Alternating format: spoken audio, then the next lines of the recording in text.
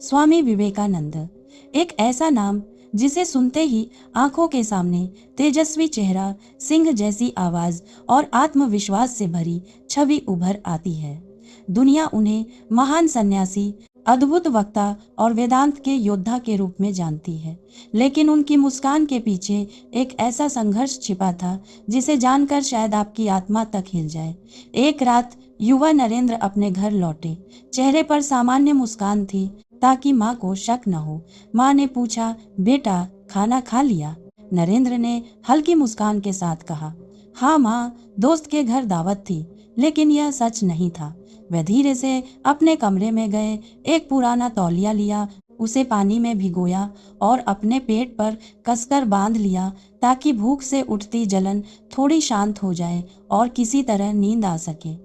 जिस युवक के शब्द बाद में पूरी दुनिया को प्रेरणा देने वाले थे, वह उस रात भूखे पेट सोया था। दोस्तों, इतिहास हमेशा महान लोगों की सफलता दिखाता है, लेकिन उनकी टूटन, उनका दर्द और उनके अकेले संघर्ष छिपा देता है। आज हम जानेंगे स्वामी विवेकानंद के जीवन के ऐसे संघर्ष जो सिर्फ कहानी नहीं है, बल्कि साहस, त्याग और लौ इच्छा शक्ति की जीवित मिसाल है। और शायद इन संघर्षों के बाद आपको अपनी समस्याएं छोटी लगने लगे। पहला संघर्ष, सब कुछ एक पल में खत्म हो जाना। नरेंद्रनाथ दत्त का बचपन किसी राजकुमार से कम नहीं था। उनके पिता कोलकाता के प्रसिद्ध वकील थे। घर में हमेशा मेहमानों की भीड़ रहती। बड़े बड़े अधिकारी, बुद्धिजीवी और प्रभावशाली लोग उनके घर आते। शानदार भोजन, संगीत, चर्चा, सब कुछ था। लेकिन जीवन कभी चेतावनी देकर नहीं बदलता। एक दिन अचानक उनके पिता की मृत्यु हो गई और उसी दिन से नरेंद्र का संसार बिखरने लगा। घर वालों को पता चला कि उनके पिता ने लोगों की मदद करते करते खुद पर भारी कर्ज ले लिया था। जो घर कभी समृद्धि से भरा था, अब वहां कर्जदार खड़े थे। धीरे धीरे सब बिकने लगा, सामान, गहने, फर्नीचर, यहाँ तक कि घर भी। लेकिन सबसे बड़ा आघात अभी बाकी था। जिन रिश्तेदारों की उनके पिता ने जिंदगी भर मदद की, उन्हीं लोगों ने मुसीबत के समय पीठ फेर ली। कुछ ने बची हुई जमीन हड़प ली, कुछ ने अदालत में केस कर दिया और आखिरकार नरेंद्र, उनकी माँ, भाई बहनों को पुश्तैनी घर से भी निकाल दिया गया। कल्पना कीजिए, जिस युवक ने कल तक लोगों को दावतें दी थी, आज उसके पास 2 वक्त का भोजन भी नहीं था। कई कई दिन भूखे रहना पड़ता। कभी कभी कॉलेज में कमजोरी से चक्कर आ जाते। लेकिन आश्चर्य की बात यह थी कि उन्होंने कभी किसी के सामने हाथ नहीं फैलाया। वे नंगे पैर कॉलेज जाते, फटे कपड़ों में भी आत्मसम्मान के साथ खड़े रहते, क्योंकि गरीबी इंसान को छोटा नहीं बनाती, सोच बनाती है। और नरेंद्र की सोच अभी भी विशाल थी। बाद में स्वामी विवेकानंद कहा करते थे, मुश्किलें तुम्हें रोकने नहीं आती, वे तुम्हें मजबूत बनाने आती हैं। दूसरा संघर्ष भूख से बड़ा था, परिवार का प्यार।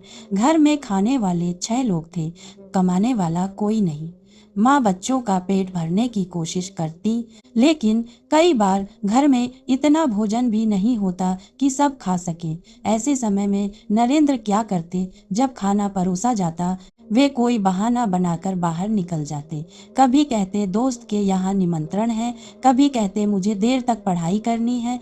माँ सोचती कि बेटा खाकर आया है, लेकिन सच्चाई यह थी कि वह खुद भूखे रहकर अपने छोटे भाई बहनों के लिए खाना छोड़ देते थे। रात को जब पेट में तेज दर्द उठता, तो वे पानी से भीगा कपड़ा पेट पर बांध लेते। सोचिए, जिस उम्र में लोग अपने सपनों और मौज मस्ती में खोए रहते हैं, उस उम्र में यह युवक अपने परिवार के लिए भूख सह रहा था। यही संघर्ष इंसान को भीतर से बदल देता है, क्योंकि जब इंसान अपने दर्द से बड़ा उद्देश्य चुन लेता है, तब वह अजय बन जाता है। तीसरा संघर्ष, शिकागो पहुंचते ही टूटे सारे सपने।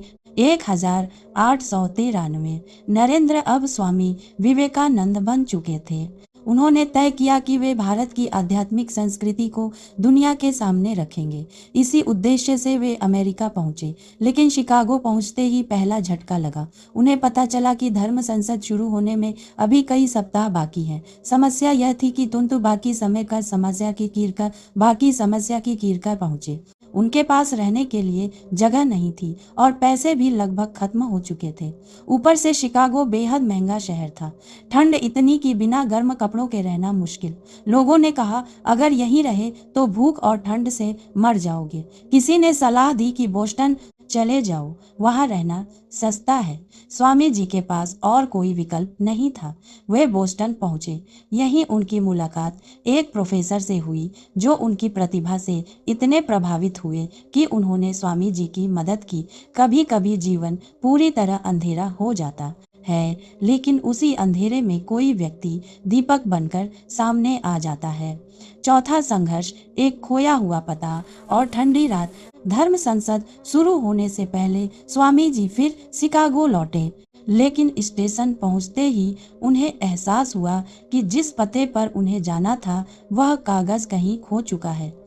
अब वे अकेले थे, ना रहने की जगह, ना पहचान, ना पैसा। वे लोगों से मदद मांगने लगे, लेकिन उनकी अंग्रेजी कई लोगों को समझ नहीं आई। कुछ लोगों ने उन्हें अनदेखा कर दिया, कुछ ने अपमानित करके भगा दिया।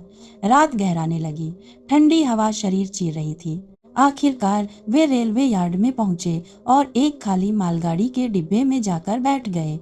लोहे का ठंडा फर्श, भूखा पेट और आंखों में अनिश्चित भविष्य, वहीं उन्होंने रात बिताई।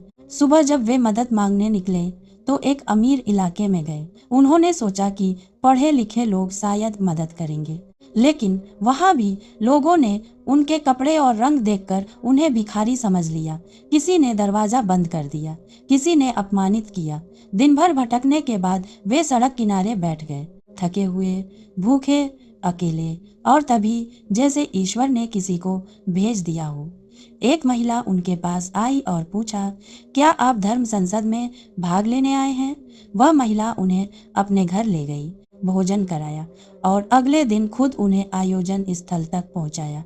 जीवन कभी कभी आखिरी क्षण में रास्ता खोलता है। पांचवा संघर्ष, मंच पर डर से लड़ाई। 11 सितंबर 1893। वह ऐतिहासिक दिन। दुनिया के बड़े बड़े धर्म गुरु मंच पर बैठे थे। स्वामी विवेकानंद का नाम पुकारा गया, लेकिन वे तुरंत नहीं उठे। दिल तेजी से धड़क रहा था, गला सूख रहा था। वे बार बार बोलने से बच रहे थे। सोचिए, जिस व्यक्ति को दुनिया आज महान वक्ता मानती है, उसे भी डर लगा था। लेकिन फर्क यह था कि उन्होंने डर के कारण पीछे हटना स्वीकार नहीं किया। आखिरकार उन्होंने आंखें बंद की, माँ सरस्वती को प्रणाम किया और मंच की ओर बढ़ गए। फिर उनके होंठ खुले, sisters and brothers of America. बस इतना कहना था कि पूरा हॉल तालियों से गूंज उठा। लोग खड़े हो गए। क्यों? क्योंकि वे शब्द सिर्फ आवाज नहीं थे, वे दिल से निकले थे। उस दिन दुनिया ने सिर्फ एक भाषण नहीं सुना, उसने भारत की आत्मा को महसूस किया। छठा संघर्ष, गोलियों के बीच भी अडिग ध्यान। एक बार अमेरिका में कुछ युवकों ने स्वामी जी का मजाक उड़ाने की योजना बनाई। उन्होंने कहा, अगर तुम ध्यान और एकाग्रता की बात करते हो तो यहाँ खड़े होकर भाषण दो। स्वामी जी शांतिपूर्वक खड़े हो गए और बोलने लगे। कुछ देर बाद वे अपने विचारों में पूरी तरह डूब गए। तभी अचानक धड़ाम, एक गोली उनके कान के पास से गुजर गई, फिर दूसरी। लेकिन आश्चर्य, उनकी आवाज नहीं कांपी, चेहरा नहीं बदला, ध्यान नहीं टूटा। वे वैसे ही बोलते रहे जैसे कुछ हुआ ही न हो। उन युवकों के चेहरे का रंग उड़ गया। वे समझ गए कि यह साधारण इंसान नहीं है।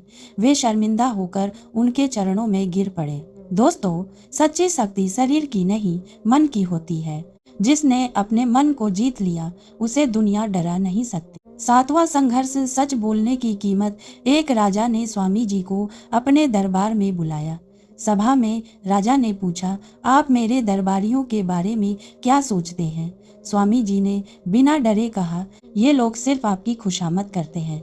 पूरा दरबार स्तब्ध रह गया। राजा ने कहा, लेकिन मेरा मंत्री तो बहुत वफादार है।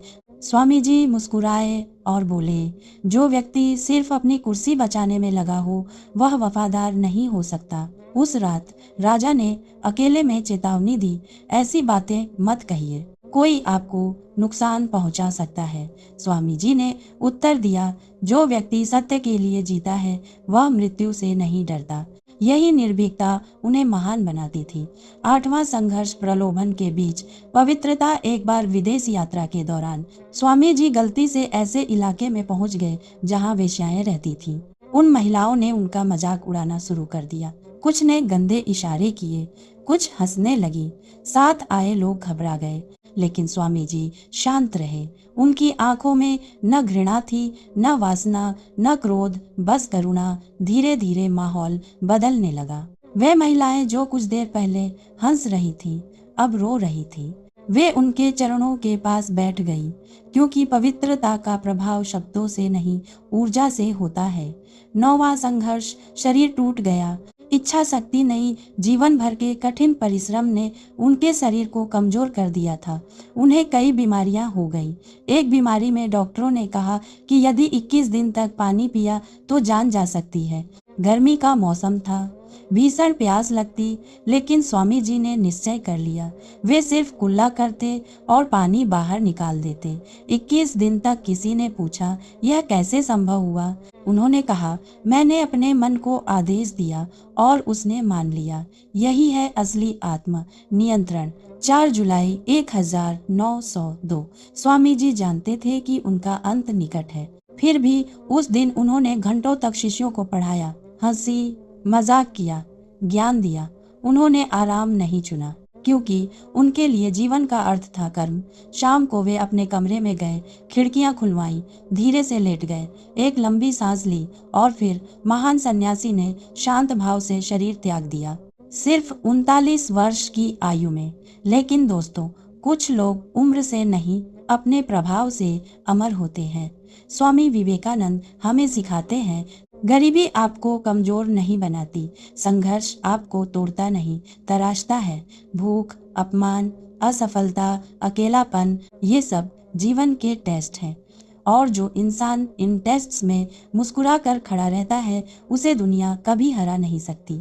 इसलिए जब भी जीवन कठिन लगे, स्वामी विवेकानंद को याद करना। एक युवक जो भूखे पेट सोया, जिसे लोगों ने ठुकराया, जो ठंडी रातों में अकेला भटका, और वही युवक आगे चलकर पूरी दुनिया को आत्मविश्वास का अर्थ समझा गया।